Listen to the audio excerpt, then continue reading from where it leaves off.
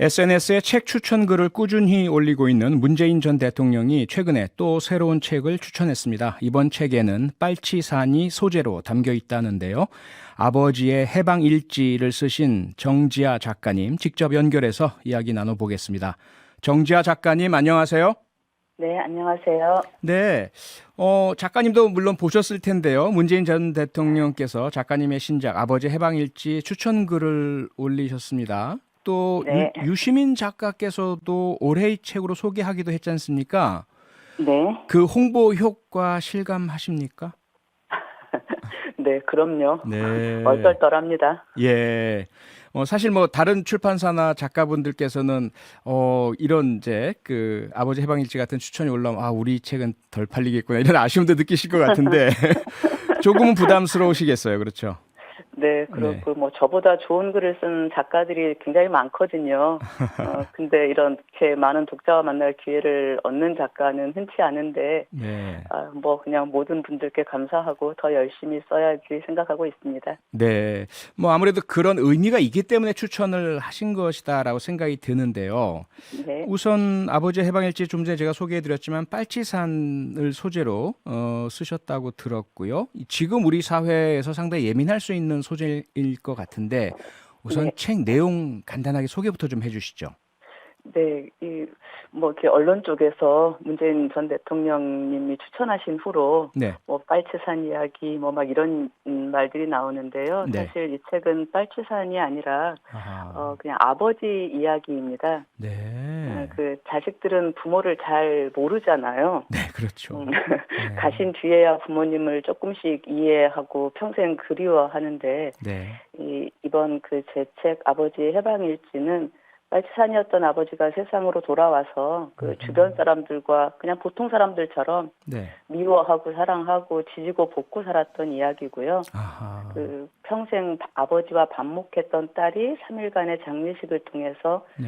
뭐 아버지라는 빨치산이 아니라 그냥 한 음. 인간을 이해해가는 이야기인데요. 네. 그 빨치산을 미화하거나 영웅시한 소설이었다면 네. 뭐 문재인 전 대통령이나 유시민 작가께서 추천하셨겠습니까? 그렇게 네. 생각합니다. 네. 결국 아버지와 딸 혹은 우리가 살아가는 이야기라는 말씀으로 이해가 되는데요. 네, 지금 말씀 주신 아버지를 미워하거나 혹은 오해했던 딸, 아리라는 인물이죠. 네. 그 아리의 어린 시절과 작가님의 실제 어린 시절 비슷한 면이 많다면서요. 예, 제가 초등학교, 중학교 때 아버지가 감옥에 계셨는데요. 네. 뭐 당연히 찢어지게 가난했죠. 아하. 그래서 아마 그때까지의 경험이나 심정은 그 주인공과 비슷할 거고요. 네. 그때는 저도 아버지에 대한 원망도 컸고 또 음. 연좌제라는 게 있었으니까 네.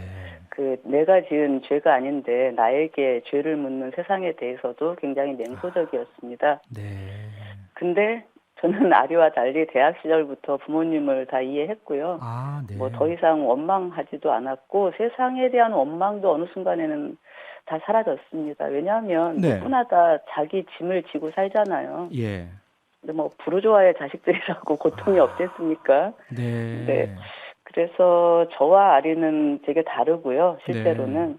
그래서 소설 속 인물이 좀 아버지를 삐딱하게 보게 만든 거는 네. 그 빨치산이라는 걸 여전히 아직도 불편해하시는 분들이 많기 때문에 아하. 그분들이 조금이라도 수월하게 감정이입을 했으면 싶어서 네. 의도적으로 그렇게 만들었습니다. 네. 본인의 잘못이 아닌 연좌제, 그리고 세상의 편견, 힘들고 어려운 생활, 그런데 그러한 원망을 대학 시절에 극복하셨다면 혹시라도 어떤 특별한 계기가 있으셨나요? 그냥 저희는 어릴 때는 현대사라는 걸 전혀 배우지 않았고 네. 그냥 사회주의자, 빨갱이 그러면 빨간 괴물인 줄 알았잖아요. 그랬죠. 뭐 저도 그런 교육을 받고 컸었고 네. 그래서 내 아버지가 나쁜 사람, 그러니까 음. 살인자, 뭐 강도와 다를 바 없는 나쁜 사람이라고 생각했을 때는 미움과 원망이 있었고요. 네. 네, 대학에 들어가서 현대사를 공부하면서부터는 이게 그냥 아. 좌우 대립의 예. 시기였고 네. 그때는 사실은 사회주의가 금기시된 게 아니었잖아요. 해방 네. 전국에서는. 그랬죠. 아버지는 그 중에서 한 노선을 선택했고 네. 그 죄를 어쨌건 이제 세상은 자본주의가 되었으니까 네. 그 세상에서 불편을 겪고 계신데 뭐 그런 정도로 이해를 했기 때문에 네. 뭐 아버지에 대한 원망도 없었고요. 네. 뭐 그리고 갈등 없는 세상이 어디 있겠습니까? 그래서 네. 뭐 사회주의자를 억압하는 세상에 대해서도 현실적으로는 이해할 수 있을 것 같았습니다. 네. 현대사를 공부하시면서 지켜보시면서 이제 이해를 많이 하게 되셨다는 말씀이신데 네. 앞서 소개해드렸던 문재인 대통령의 어떤 추천 말씀을 보면 아버지 해방일지를 추천하는 마음이 무겁다라는 그런 말씀이 있습니다. 아무래도 뭐 많은 분들이 해석하기는 최근에 정치권에서 색깔론이 자꾸 제기가 되고 뭐 심지어 윤석열 대통령도 종북 주사파라는 용어를 지금 사용하시는 이런 상황이 되고요. 특히 김문수 경산노위 위원장은 문재인 전 대통령을 향해서 김일성주의자다. 국회에서까지 이제 이런 말씀 이제 하시는 모습들. 이거 지켜보시면서 조금 이렇게 좀 불안하거나 불편하지 않으셨어요? 불안할 거는 없었고요. 네. 불편하죠. 근데 네. 돌이켜보면 예. 저희 뭐 대학 시절부터 늘 들었던 얘기고요. 뭐 그 진보를 반대하는 보수 진영의 전형적인 프레임인데 네. 이제 다만 21세기에도 저희가 민주정부를 몇 번이나 경험을 하고 난 21세기에도 네. 그런 일이 반복되고 어떤 면에서는 그때보다 더 노골적이라는 게 네. 굉장히 참담하기는 한데요. 예. 뭐 저는 딱히 저는 아버지와 달라서 어떤 정치적 신념을 갖고 있지는 않습니다. 네. 그런데 소설이든 정치든 예. 분열과 증오를 조장하는 것은 옳지 않다. 그렇죠. 뭐라는 정도의 생각을 갖고 있습니다. 네.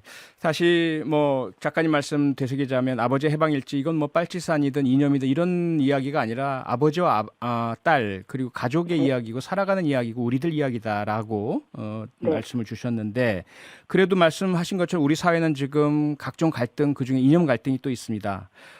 혹시라도 이 책이 조금 우리 사회의 어떤 갈등을 해소하는 역할 하기를 좀 바라십니까? 어떠세요? 그럴 수만 있다면 얼마나 좋겠습니까? 그게 문학하는 사람들의 꿈일 텐데요. 네. 저는 사실은 이게 좌든 우든 예. 이제 이데올로기라는 것이 그냥 다양한 진영의 하나로 존재했던 게 아니라 우리 사회에서는 그것 때문에 동족상잔의 비극이 발생했잖아요. 그랬죠. 그리고 좌든 우든 회복할 수 없는 피해를 입었었는데 네. 뭐 저라도 그랬을 것 같거든요. 내 눈앞에서 부모 형제가 살해당하고 재산 뺏기고 네. 아버지를 잃고 어머니를 잃고 고아로 피눈물 나는 인생을 살아온 분들이 있단 말이죠. 좌에도 그렇죠. 우에도. 그렇죠. 근데 그런 상처가 네. 쉽게 사라질 것 같지가 않아요. 가슴 아프게도. 네. 그래서 좌든 우든 피해 당사자들이 살아있는 한 해결의 방법이라는 게 있을까 싶기도 한데 네. 뭐 믿는 거라면 세월은 어떻게 해도 흐르죠. 네. 세월이 흐르는 것을 그러게요. 믿고 있을 뿐이고요. 네. 뭐 또 하나 바람이 있다면 사실 이 책은 그렇게 거대한 이야기가 아니고요. 저는 제가 지금 구례에 내려와서 살고 있는데 네. 세상에는 구례 같은 곳이 있다는 것 정도 뭐 해방일지도 구례 이야기고요. 네. 그걸 좀 기억해 주시면 좋겠다고 생각합니다. 여기는 네. 인구 2만 5천의 작은 동네인데 네. 화엄사 있고요. 예. 네. 유명한 관광지죠. 그렇죠. 그런데 빨치산 때문에 전국에서도 손꼽힐 정도로 깊은 내상을 입은 곳입니다. 네. 근데도 이곳 사람들은 잘 어울려 살아요. 네. 살아야 하니까요. 그렇죠. 뭐 전집 빨치산이라고 물건을 안 팔 수는 없고 네네. 이웃인데 영원히 그러니까요. 안 보고 살 수 없잖아요. 네. 그래서 속으로는 서로 미워하는 마음도 있었겠지만 네. 서로 엉켜서 그 한 꾼에 함께 살다 보니까 네. 미움이라거나 사랑이라거나 한마디로 정의할 수 없는 끈끈한 유대가 생겨난 것 같아요. 네. 근데 지금의 진보 보수 프레임은 생활에서 탄생한 게 아니라 머리에서 태어난 것 같고요. 네. 그래서 좀 더 관념적으로 과격한 게 아닌가. 알겠습니다. 좀 무섭기도 합니다. 네, 작가님의 책이 조금이라도 우리 갈등 완화에 도움이 되길 바라겠습니다. 작가님 말씀 오늘 여기까지 듣겠습니다. 고맙습니다. 네, 감사합니다. 네, 정지아 작가였습니다. 평일 저녁 6시 5분에 여러분을 찾아갑니다. MBC 라디오 표창원의 뉴스 하이킥.